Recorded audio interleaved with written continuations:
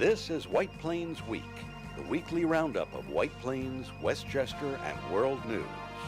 With John Bailey, editor and publisher of the daily internet newspaper White Plains Citizen Net Reporter, WPCNR.com. Jim Benneroff, editor and publisher of SuburbanStreet.com and WhitePlains.com. And me, Peter Katz, formerly with NBC, ABC News, and stations from Boston to Los Angeles. White Plains Week, what's happening, who are the newsmakers, what's in store for the future. The views and opinions expressed on this program are solely those of the participants. White Plains Week is presented on Optimum Cable Channel 76, Verizon Fios Channel 45, and on the internet at whiteplainsweek.com, youtube.com, and wpcommunitymedia.org. Now, White Plains Week. Good evening, Mr. and Mrs. White Plains, Westchester, and the world. This is John Bailey, and welcome to White Plains Week, the City News Roundup Show, and of course, welcome to all you absentee voters out there. And you need to get your votes in now. Send in those ballots. That's right. Yes. We got ours yesterday. So. Actually, you know, with there is early voting taking place in many states. There was something like 1 million votes in as of Wednesday.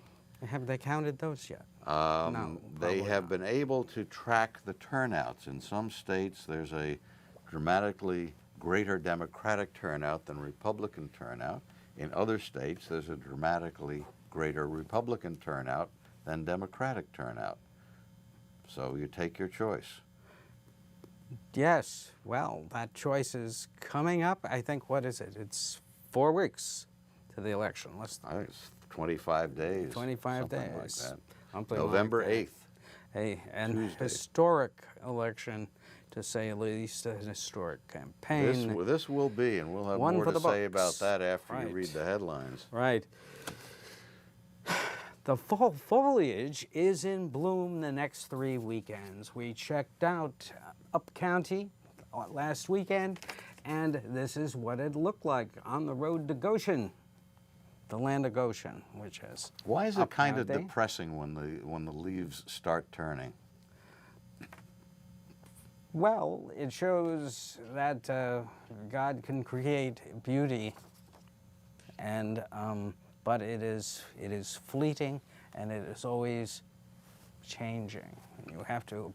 That's what I interpret it as. And there's a view from the Bear Mountain Overlook where you can watch the eagles, and I hardly recommend cruising on up there. Colors are hard to pick out in that shot, I guess. Right. Maybe another 2 weeks or so. But there's a lot really going start. on up there.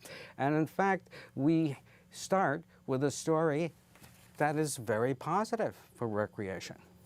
Well, John, actually, Westchester County Executive Rob Astorino this week proposed a project to restore the reflecting pool at the Kensico Dam Plaza in Valhalla, and while they're at it, create ice skating rinks in cooperation with the New York Rangers ice hockey team. The County Parks Department has offered winter activities at the Kensico Dam Plaza through its Winter Wonderland program, including ice skating clinics staged by the Rangers. The reflecting pool would be equipped with fountains which could be programmed to put on water shows with LED lighting for nighttime displays. In addition to a professional rink for ice hockey, there would be 2 smaller areas connected by ice lanes to be used for recreational public skating. Total cost of the project and other improvements at the Kensico Dam Plaza is likely to reach $25 million. Astorino made the announcement flanked by hockey players from Stepanak High School in the area, which will be redeveloped just below ground level at the base of the dam. I saw this pit and then envisioned the reflecting pool and the fountains. I thought, what about skating rinks here? Because there used to be skating here many decades ago. This used to be just naturally frozen, and people would come and skate. In fact, my wife found this painting at the Mount Pleasant Library. It was from 1961, and as you can see, it's a painting of the dam with skaters. And so if we were ever going to be able to do something that would transform this park, that would be once in a generation or more opportunity, it was now. In November of 17, to coincide with the 100th anniversary of the building of this dam, we could have skaters here at Kensico for 2 rinks. One would be a regulation-sized hockey rink, 200 by 85, so we could have high school or leagues skate, free skate. We could have hockey games. I'm envisioning Stepanak versus White Plains. That'd be pretty cool. We could have open skate. We could have lessons. We could have figure skating. There's nothing we can't do. New York Rangers players Michael Grabner and Nick Holden were on hand, as was former Ranger Adam Graves, who has participated in the Rangers skating clinics here in Westchester. We all live for our families. We all live for our kids. What greater gift can you give than something like this, where you're going to create memories that these kids are never going to forget? Ross Pepe of the Construction Industry Council of Westchester talked about the economic impact of the project. There will be dozens and dozens of workers who will participate in this project over the next year, year and a half, whatever it takes to get it completed. And when it's finished, it's going to be a jewel to Westchester County to be able to present to the taxpayers, to residents, to tourists who come through the county and look for events and places like this to spend time with their families. I asked Astorino what additional attractions there might be for people who don't skate. It's one of the things that I'd like to talk to the legislature about. I would like to see us go out for proposals to get a great restaurant here at the dam. This is now a destination. This would be a year-round destination. And just like people would come and sit here and look at the dam or spend time in the summer, in the winter you could come here and see the skaters or walk off the ice and go have a dinner or a lunch with the beautiful dam as the background. So I think we need to look at this in a different way and have a proposal go out to see what kind of restaurateur would like to come in here and partner with the county. So instead of building something that may not fit their architecture or design, work with whoever wins that and go forward. But I think, so part of the amenities would be the bathrooms need a lot of work, the food and concession can be upgraded, and I think that's something we got to talk about. You know, John, as we're recording this show, the county executive is supposed to be presenting to the county legislature a $300 million capital budget, and so they could get some money to do this particular project from that. Yeah, They also have $11 million. They also have about $4 million, which already has been allocated for repairs at the Dam Plaza. Right. So, I don't anticipate that there would be a great deal of trouble putting together all of the money needed to do this in the right way. Yeah, but you never know. It's an election year. Yes, it is. Next year for Mr. Astorino, I believe. All right. Well, if this indeed comes online in November of next year, the question would you do it before Election Day or right on Election Day? If you were running against Mr. Astorino's administration, would you approve this project, make him look so good? I don't think so, but we'll see. It's really I may pretty. be wrong. I may be wrong, but I've been wrong before, but not often. The area looks pretty shabby. Well, yes. For years now, it has been host to various festivals and all, but the parking is pretty weird, to say the least. Well, there are some paved lots. There's some rollerblading, and but not a lot of activity. When there are major events there, they set up parking on grass areas. Apropos to what yes. he, in his budget, he is going to have $14 million for Glen Island, a lovely place which we often visit, $12 million for the county center, that old building, okay, $9 million for the Blue Mountain Reservation, and $5 million for the North and South County Trailways, and then he goes into a series of $1 million for many other areas in the county. But that's a lot of money for recreation. You know, I found it interesting that the county wants to put in the fountains, programmable fountains with LED lighting at night. They and worked stuff. out so well in White Plains. Well, actually, you know, that leads me to the next Yes. thought, which is that the Common Council approved spending something like another $250,000 to fix up the fountain here in White Plains. Right. And I thought that they had done that a few years ago when the electrical was replaced. Yes, and then it the fixed control leaks systems and- were replaced. So either you have to be very, very diligent when you build these things to be sure that you build them precisely and use high quality, long-lasting components, or there will be some ongoing maintenance, which the Water county, is very tricky. the It causes county will lots have of to damage, deal with. and anyone who's owned a swimming pool knows that. Especially where you're converting from a warm weather fountain display Right. to ice. Ice. Ice can cause a lot Yes. of damage. Yes, it does. Now, some other stories we're following for you, as they say in the local news operations, which we will talk about a little later. Housing softened in third quarter in Westchester County, and that's the tale of the tape put up by the Hudson Gateway Realtors. Westchester single-family home sales were 2,108 in the last quarter, ending at the end of September. It was slow in the third quarter, up only 2.2% in those home sales. For 9 months, that's the year, it's up 10.5%, but beginning to slow, as our guests and people who heard a couple of weeks ago told you. Median price, $668,500. That's down $8,000, the median being half the homes sold above that price and half sold below it. The mean sale price, that's the average, $867,000, down 3%, because all the big wealthy homes are moving because they're lower priced now.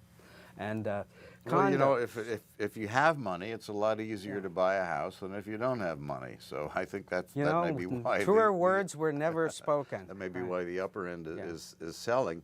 But if you look at just the averages, it's really a pretty soft housing market. Right, it's just moving along, and if you take a look at that People to Be Heard, where we talk about the real estate market with a couple of realtors that were very candid about the White Plains market, and that's available on the whiteplainsweek.com website. And also they'll on give you insight on how to sell in this market or buy. You can also find these shows on YouTube.com.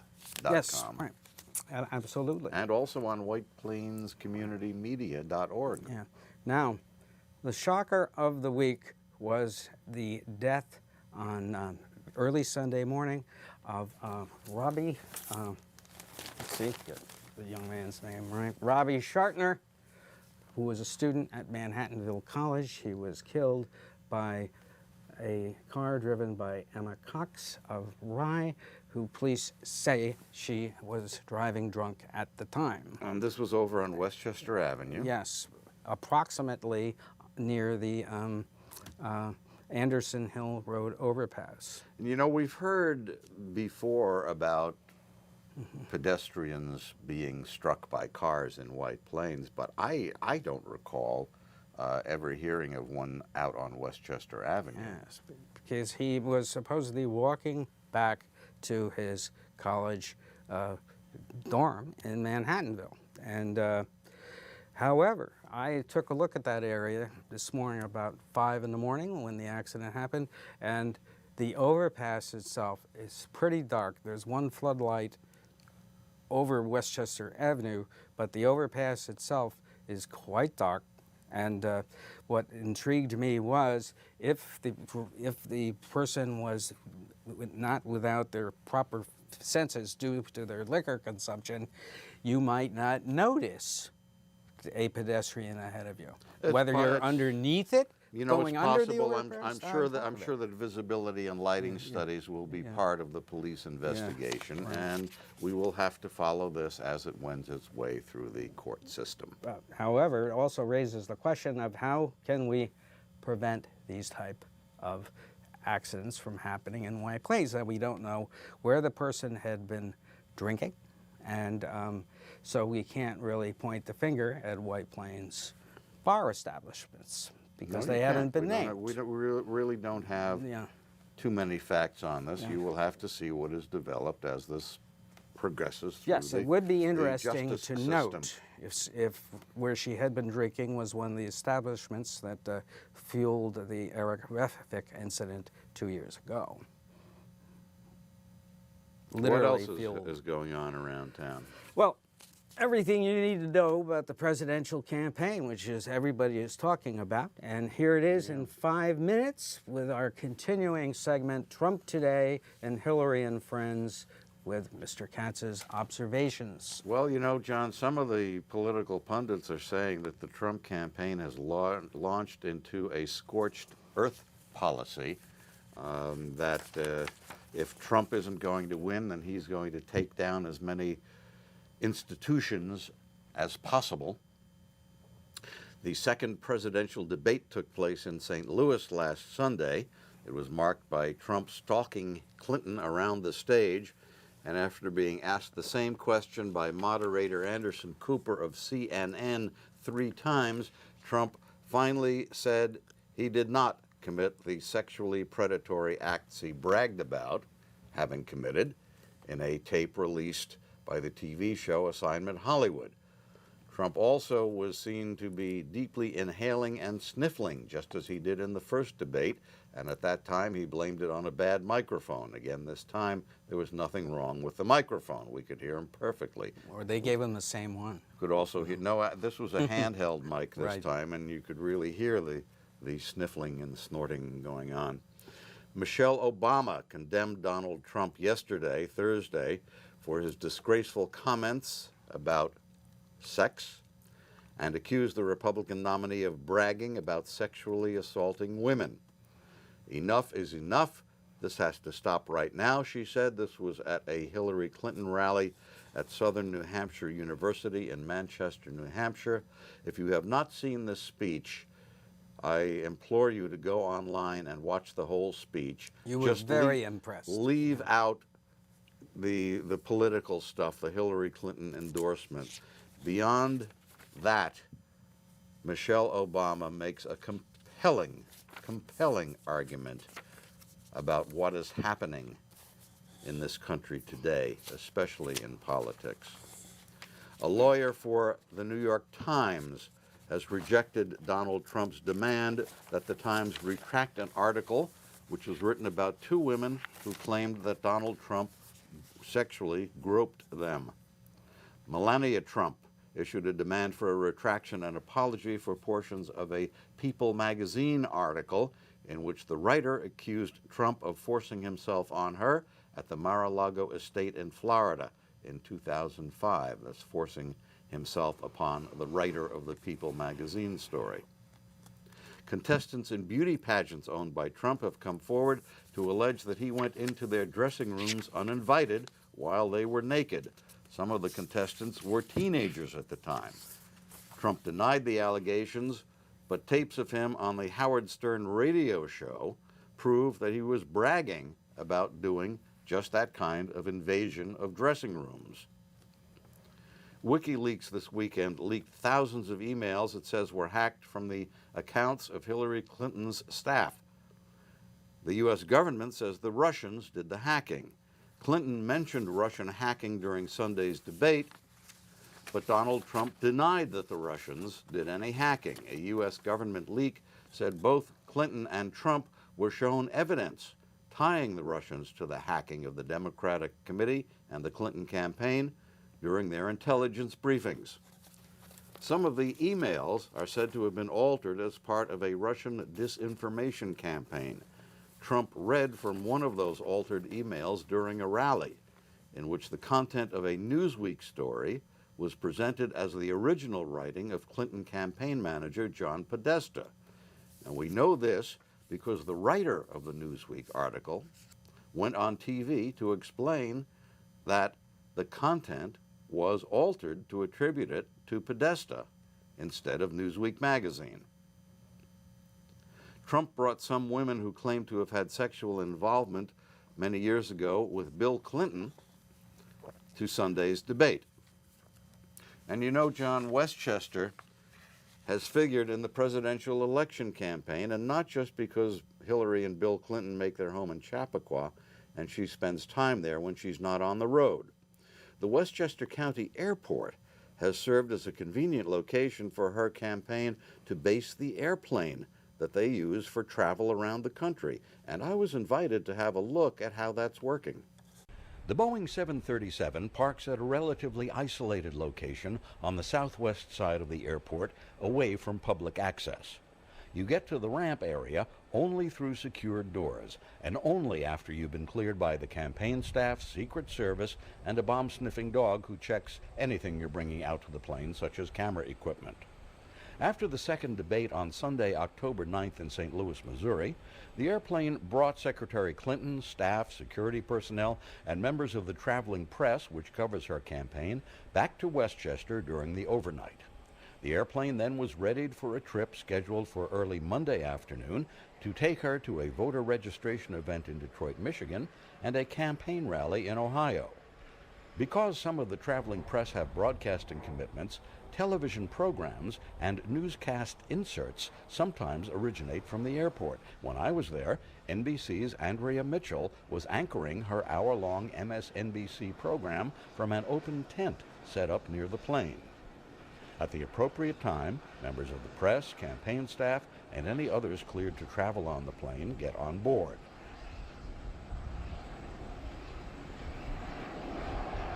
Secretary Clinton travels from her home in Chappaqua to the airport in a small motorcade. In addition to a local police escort, Secret Service agents ride in the motorcade, along with sharpshooters. It's similar to a presidential motorcade, just smaller.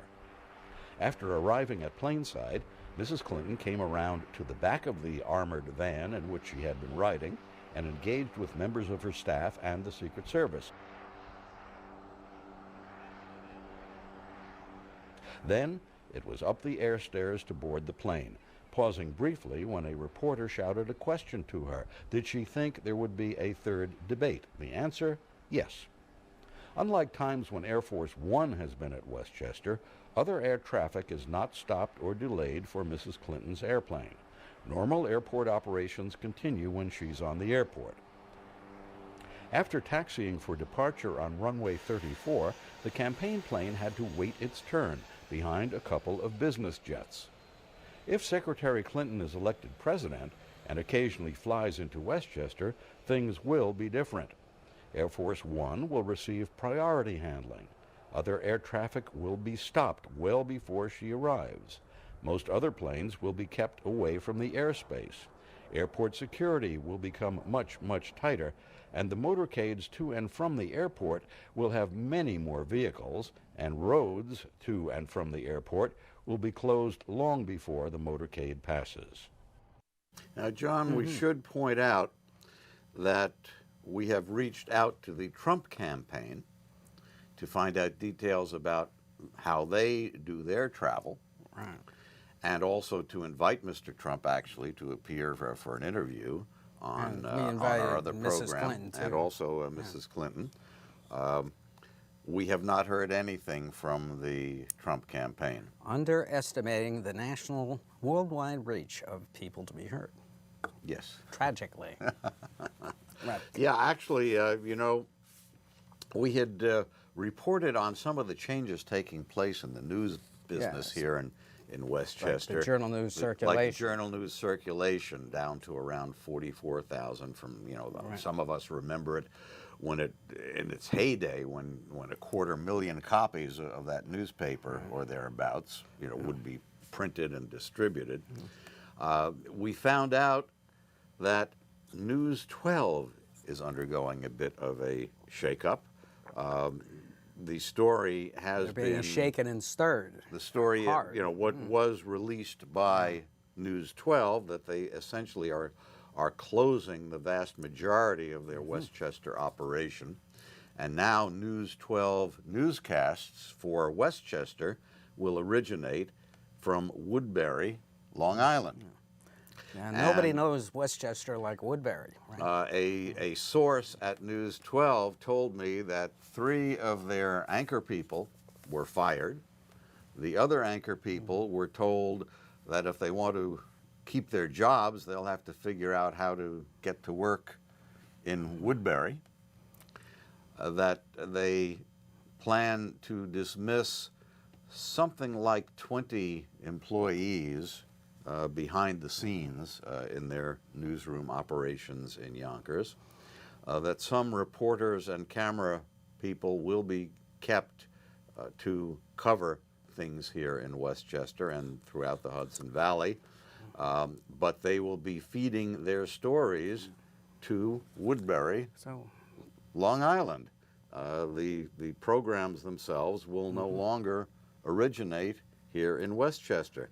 Now, in fact, we also found out that News 12 is doing the same thing to its operation News 12 Connecticut, except that in closing down their News 12 Connecticut studio in Norwalk, Connecticut, they're moving that operation to New Jersey. Yeah, this does not make sense unless you are a manager and bean counting person, because it saves them a lot of money. How do you cover the news by remote control? Well, you don't. That's what's happening here in this county and has for the last 5 to 6 years. And furthermore, you know, how do you say our news is as local news gets when you're not local? You're not even local. You don't even not local at You're all. not even originating your newscasts from the area. No, it's not good. The coverage will disappear. I can see governments taking over more canned press conferences and videotapes to put out the news as they want it and putting it on their own websites. I see this happening, and it's not good. You know, John, when you and I first started in the news business years ago, yes, it was very, very different. I mean, news was a responsibility. Now it's turned into That's giant right. profit centers you try for to turn various out the truth operations. and find it, and nowadays nobody tells you it. And I remember a time when the Nixon administration would attack the news media for all of its woes. And here we see in the current political scene things getting even worse, where there's an attempt to completely discredit the news media, where you hear Trump trying to completely discredit such stalwarts such as the New York Times, the Washington Post. Yes, in fact, you can read the letters exchanged between the Trump lawyers and the Times lawyers in today's New York Times. Most interesting. 2 points.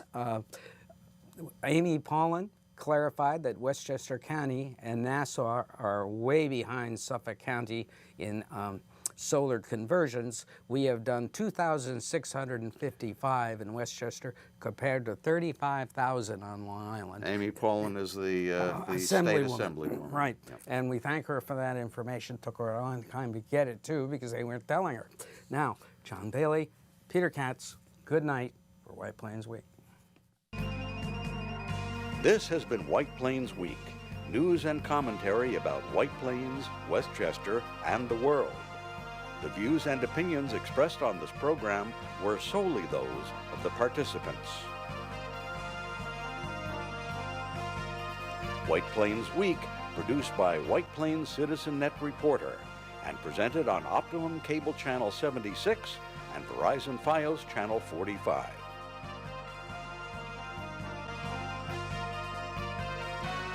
You may view White Plains Week anytime on the internet at whiteplainsweek.com, youtube.com, and wpcommunitymedia.org.